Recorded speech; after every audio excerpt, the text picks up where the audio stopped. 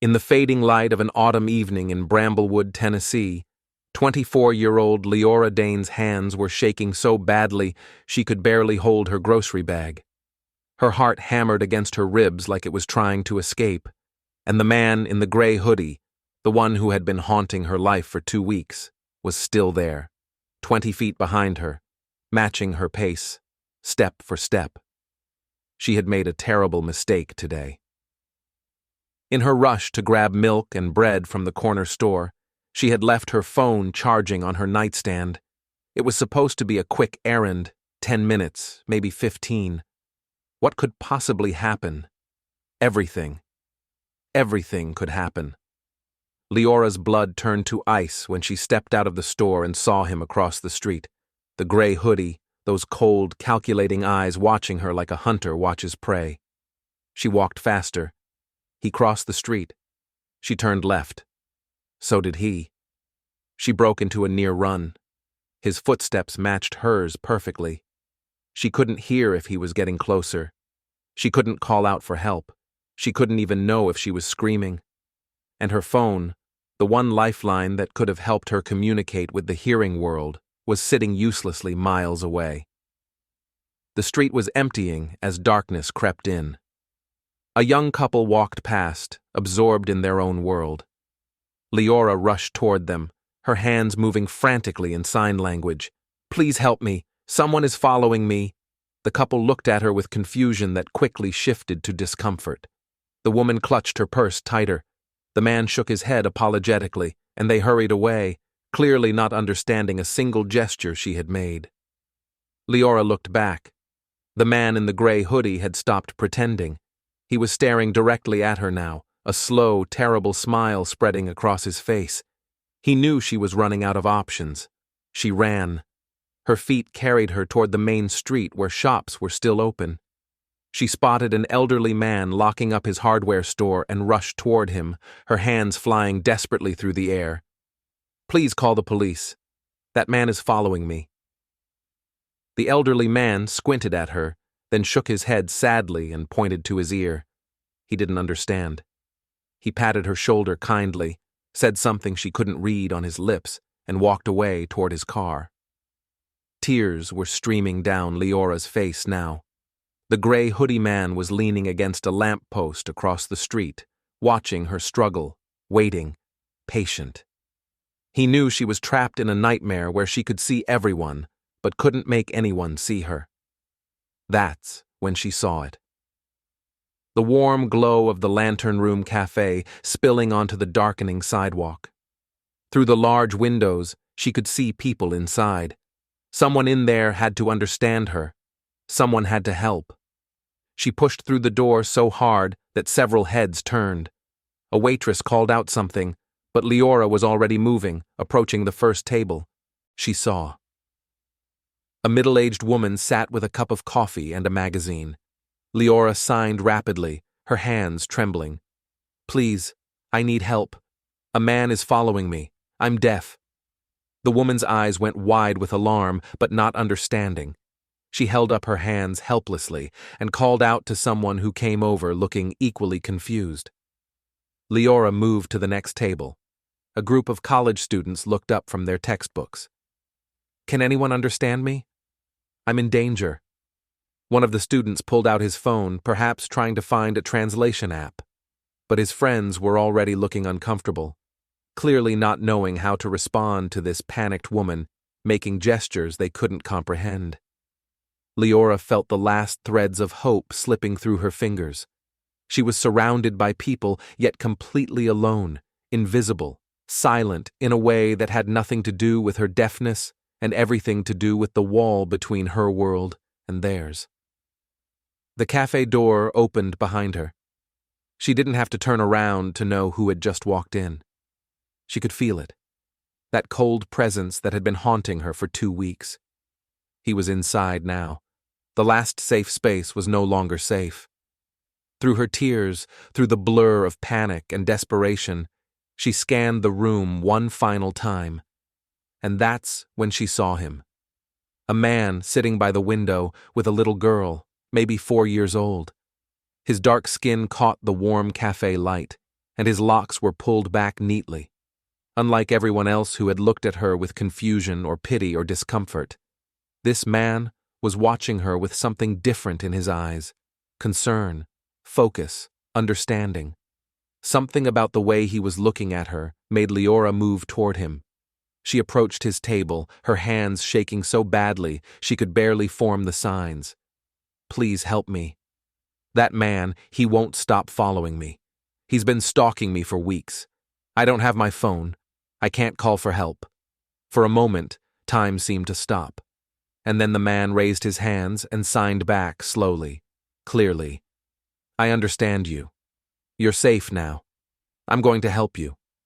What's your name?" The relief that washed over Liora was so profound that her whole body sagged. Her knees nearly gave out. For a moment, her hands couldn't form words at all. They just trembled in the air between them, suspended in pure, desperate gratitude. Someone understood her. Someone saw her. She wasn't invisible anymore. "Liora," she finally signed, tears spilling down her cheeks. "My name is Liora. I'm Rylan," the man signed back, his movements fluid and natural, like he had been signing his entire life. "Stay right here with me and my daughter. I won't let anything happen to you." He turned to his daughter, a beautiful little girl with her hair in 2 puffs adorned with colorful barrettes.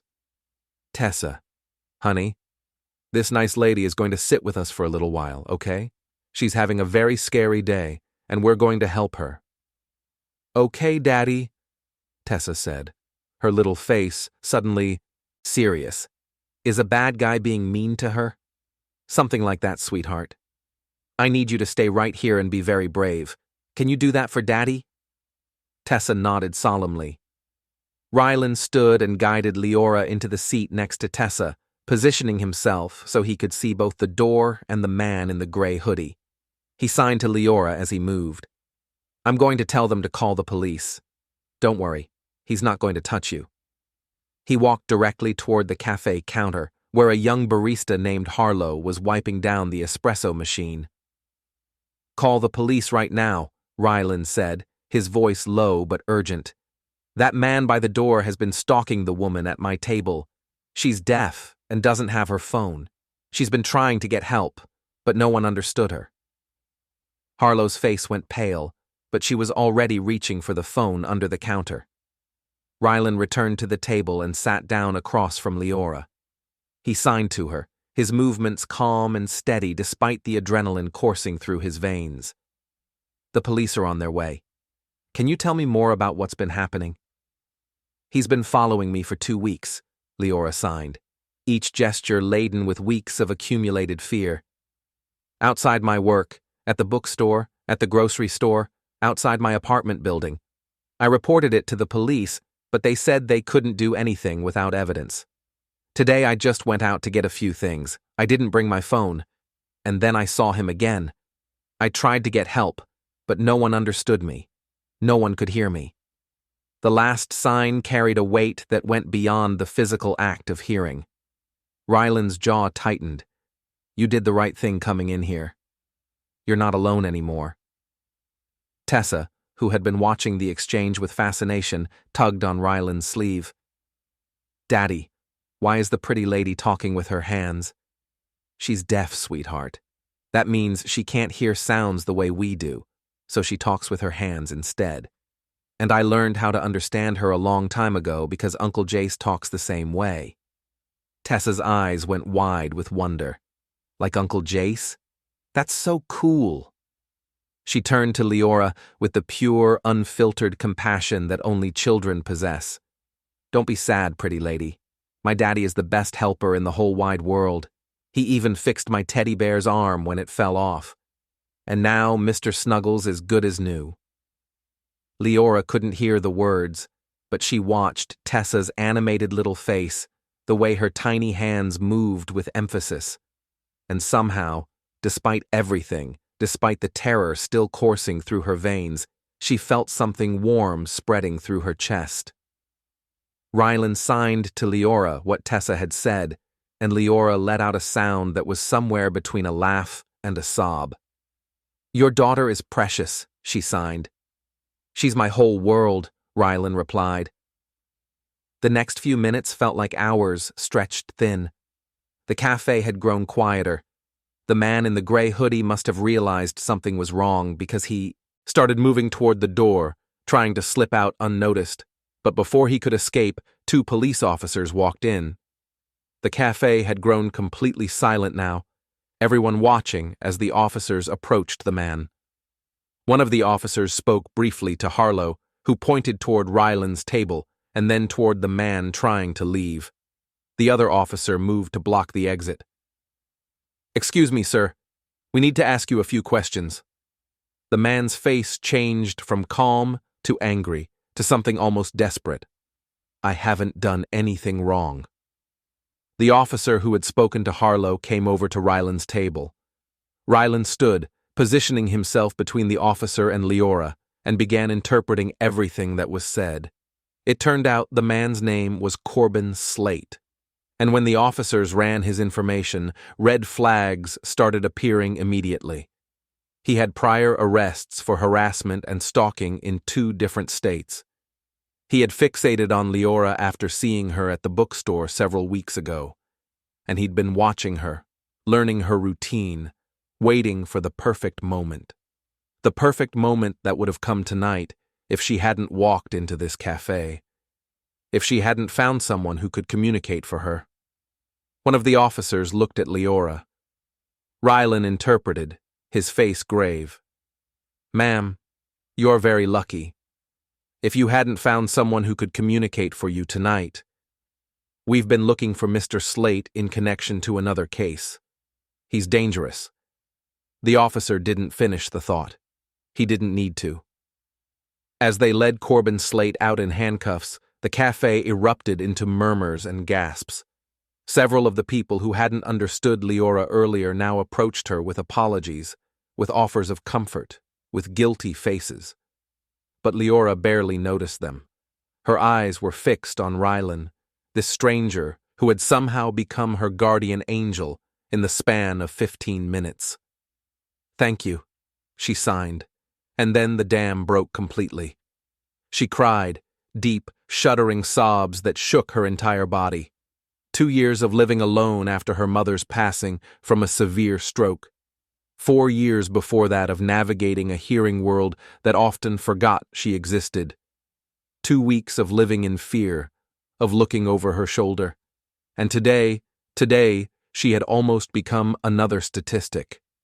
If she hadn't walked into this cafe, if she hadn't seen Rylan at the window, if he hadn't known sign language, the alternative was too horrible to contemplate. Tessa tugged on Rylan's sleeve. "Daddy, is the pretty lady still sad?" "She's feeling a lot of things right now, sweetheart. Sometimes people cry when they're relieved, not just when they're sad. Can I give her a hug?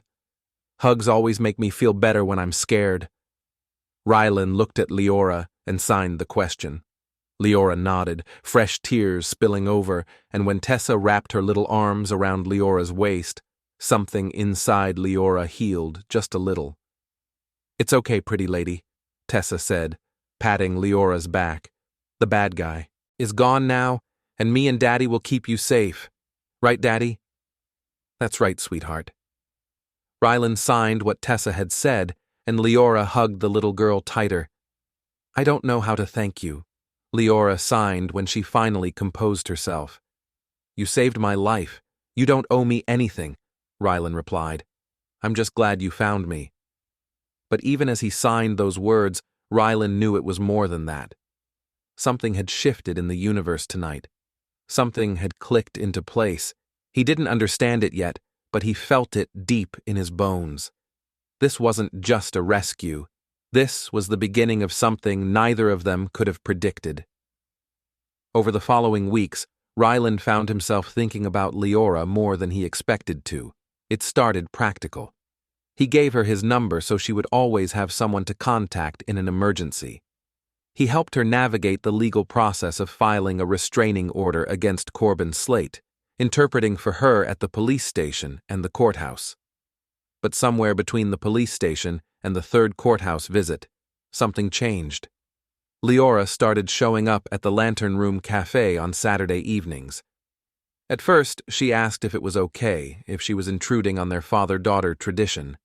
But Tessa had been absolutely delighted at the prospect of seeing the pretty lady again.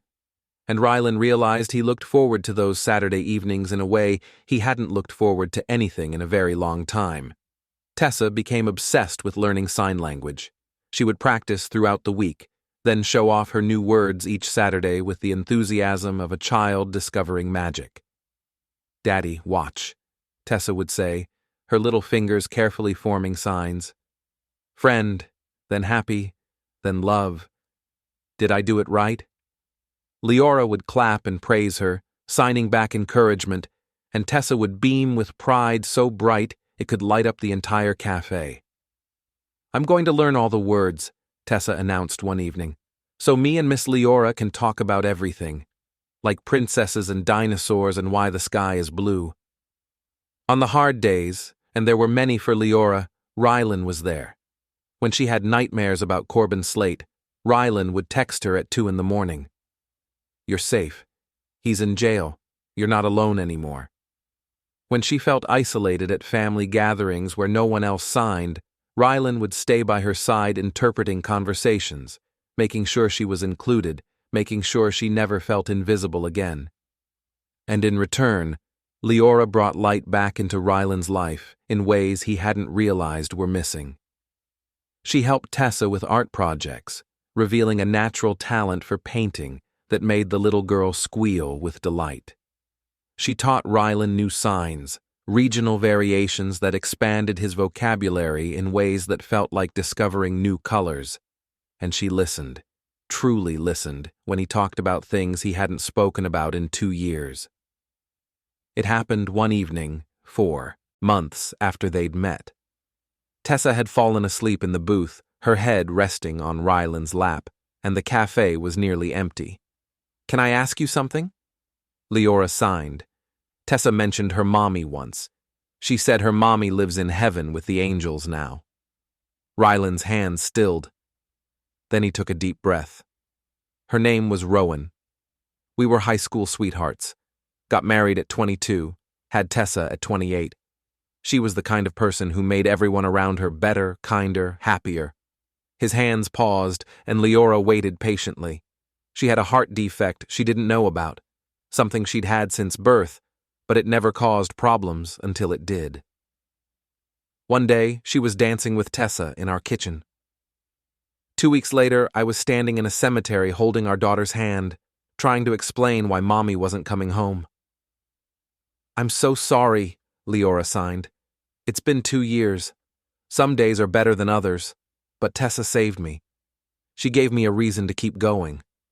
Every time I look at her, I see Rowan's smile, Rowan's laugh, and I know I have to be enough for both of us." "You're an amazing father," Liora signed. "Anyone can see how loved Tessa is. You're not just enough. You're everything she needs." Something in Rylan's chest loosened at those words. "What about you?" he signed. "You mentioned losing your mother. 2 years ago, severe stroke. She was only 53. It was just the two of us. My father left when I was young. Couldn't handle having a deaf daughter. My mother learned sign language, became my advocate, my interpreter, my best friend. When she died, I lost the one person in the world who truly understood me. Until now," Rylan signed. Liora looked at him, really looked at him, and something passed between them that didn't need words or signs. A recognition, a connection, a sense that maybe they had been brought together for a reason. 6 months after that terrifying evening in the cafe, Rylan found himself standing outside Liora's apartment building, a bouquet of sunflowers in his hand. Her favorite, he had learned. His heart was pounding almost as hard as it had the night they met, but for entirely different reasons. When Liora opened the door, her surprise shifted quickly to curiosity. "What are you doing here? Is Tessa okay?" "Tessa's fine. She's with my mom for the evening. I'm here because I needed to tell you something." Liora stepped back, letting him in. He handed her the sunflowers, and she set them carefully on her kitchen counter. What did you need to tell me? Rylan took a deep breath. I know this might seem sudden, he signed, but I've been thinking about this for a while. I think I fell in love with you somewhere between the cafe and now. I just didn't know how to say it. I didn't know if it was too soon, or if you'd think I was only with you out of gratitude. He paused. But then I realized that life is too short to waste time being afraid. You taught me that. You walked into that cafe 6 months ago with nothing but desperation and courage, and you changed everything. You brought light back into my life. You gave Tessa someone who understands her. You made me remember what it feels like to want something for myself. And what I want is you. Liora stared at him, tears streaming down her face, but she was smiling. It's not sudden, she signed back. I've been waiting for you to say it. I've been in love with you since the 3rd Saturday, when Tessa spelled my name wrong in sign language and you corrected her so gently. I've been in love with you since you stayed up until 3 in the morning, texting me through a panic attack. I've been in love with you since I realized that when I picture my future, you and Tessa are in every version of it. Rylan closed the distance between them and pulled her into his arms. They stood there in her small kitchen, holding each other, the sunflowers forgotten on the counter. When they finally pulled apart, Rylan signed, There's someone else who wants to ask you something. On cue, there was a knock at the door. Liora looked confused, but when she opened it, there stood Tessa, holding a handmade card covered in glitter and stickers. Surprise! Tessa shouted, then immediately switched to signing. We love you. Will you be part of our family? Behind Tessa stood Rylan's mother, grinning widely, clearly in on the whole plan. Liora scooped Tessa into her arms, card and all, and the 4 of them stood in the doorway. A family that had found each other in the most unexpected way. 3 months into their relationship, on a quiet Tuesday evening after Tessa had gone to bed, Rylan sat across from Liora in his living room. There was a heaviness in his eyes that Liora had seen glimpses of before. There's something I need to tell you, he signed. Something I should have told you a long time ago. I was afraid. What is it? Rylan took a deep breath. 6 months before I met you, I took Tessa to the doctor. She had been having trouble hearing her teachers at preschool. I thought maybe it was ear infections. Simple, treatable. He paused, fighting to maintain composure. They ran tests, hearing tests, genetic tests, scans, and they found something. Liora felt her chest constrict. Tessa has a progressive genetic condition, something Rowan carried but never knew about. It never manifested in her, but she passed it to Tessa. The doctor said she'll likely lose her hearing completely by the time she's a teenager. Maybe sooner. They can't know exactly when, but it's inevitable. My little girl is going to go deaf. The words hung in the air between them. Liora thought of Tessa, bright, bubbly, beautiful Tessa, who sang silly songs in the car and giggled at cartoon voices. Tessa, who was learning sign language not as a fun game, but as preparation for a future without sound. That's why she's learning sign language, Liora signed. That's why you've been teaching her. You're preparing her. Rylan nodded, tears slipping down his cheeks. I didn't know how to tell you. I didn't want you to think I was only with you because of what you could offer her. Because that's not true. I fell in love with you. But I also know that Tessa is going to need someone who understands what she's about to go through. Someone who can show her that being deaf doesn't mean her life is over. He looked at her with raw vulnerability. I'm terrified. I'm terrified of watching my little girl lose something so precious and not being able to stop it. I learned sign language from my brother, but this is different. This is my baby, and I don't know how to prepare her for a silence she's never known, for a world that might not understand her. I don't know how to save her from this. Liora was crying too now, but she reached across and took Rylan's hands, stilling them. Then she signed slowly and deliberately. When I was 7 years old, I woke up one morning and the world was silent. No birds singing outside my window, no cars driving past. I screamed, but I couldn't hear my own voice. I thought I had died. I thought I was trapped in some kind of nightmare. She paused, steadying herself against the memories. For years, I grieved. I grieved for music I would never hear again, for laughter, for my mother's voice reading me bedtime stories.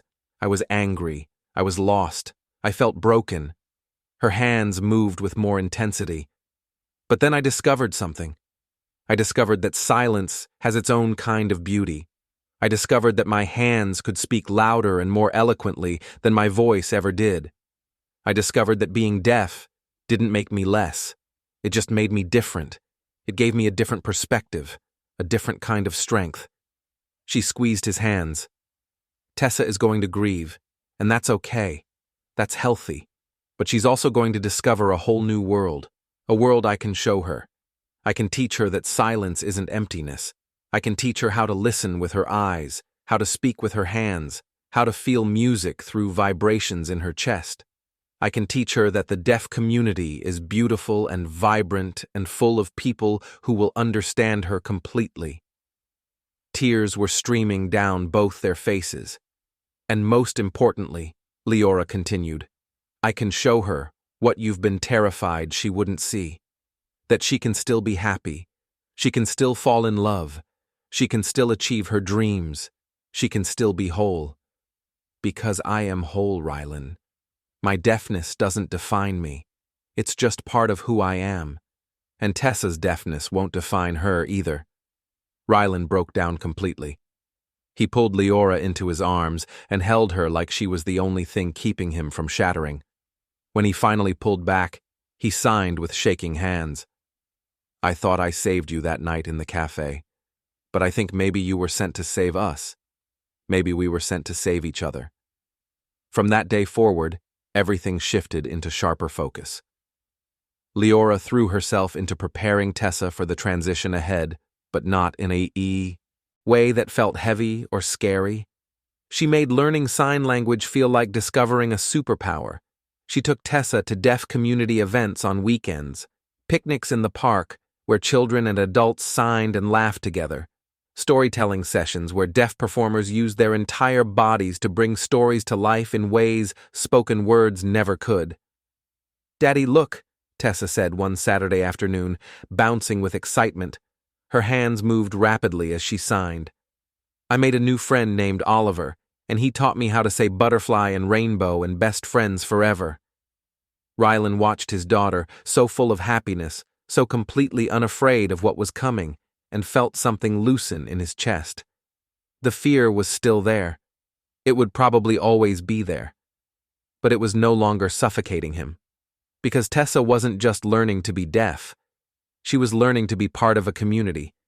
She was learning that different didn't mean less. She was learning that she would never be alone. Liora also started teaching Tessa practical things. How to feel vibrations in music by putting her hand on a speaker. How to use visual timers. How to advocate for herself when people didn't understand. But she did it all through play. One evening, Liora brought over a keyboard and showed Tessa how to feel the vibrations of different notes. Can you feel this one? Liora signed, playing a deep bass note. Tessa put her small hand on the keyboard and her eyes went wide. It tickles. Do another one. And when Rylan tucked Tessa into bed that night, she signed sleepily. Miss Liora says, music lives in your heart, not your ears. I like that, Daddy. Me too, sweetheart. Me too. Months passed, like pages turning in a book you never want to end. Tessa's hearing continued to decline gradually, but she adapted with the resilience of childhood and the support of two people who loved her more than life itself. She started using hearing aids, which she decorated with sparkly stickers and called her magic ears. When other kids at school asked about them, she would explain proudly that they helped her hear better and that she was learning a special language with her hands. A few kids said mean things, but Liora taught Tessa how to handle that too. Some people are scared of things they don't understand, Liora signed one afternoon. But that's their problem, not yours. You don't need to make yourself smaller so other people feel comfortable. You just need to be yourself, and the right people will see how amazing you are. Tessa hugged her tight and signed, "You're the best, Miss Liora. I'm glad Daddy found you. I'm glad he found me too. Actually, I'm glad I found both of you." On a crisp autumn evening, exactly 1 year after the night Liora burst through the café doors in terror, Rylan took both Liora and Tessa back to the Lantern Room Café. They sat at the same table by the window where their lives had changed forever. Tessa, now 5 years old and wearing her sparkly hearing aids, had a plate of chicken nuggets arranged into a smiley face in front of her.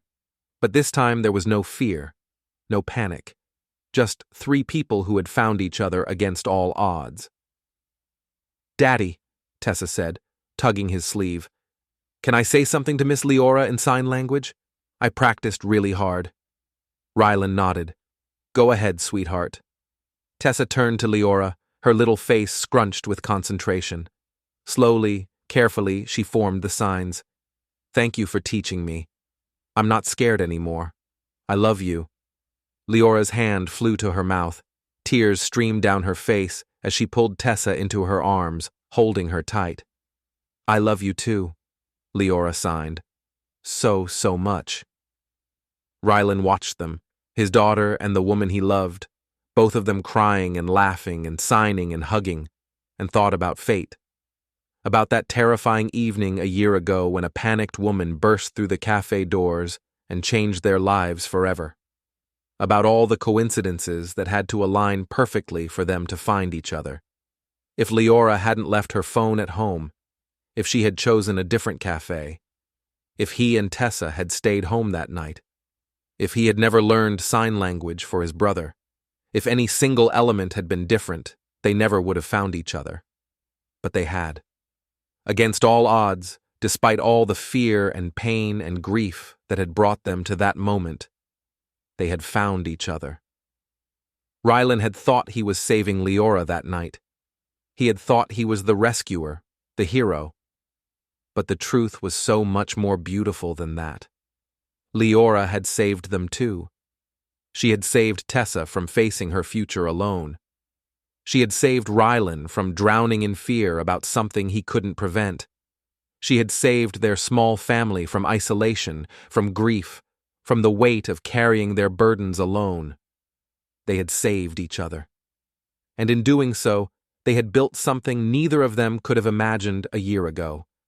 A family bound not by blood or tragedy, but by understanding, by choice, by the quiet language of hands that speak directly to the heart.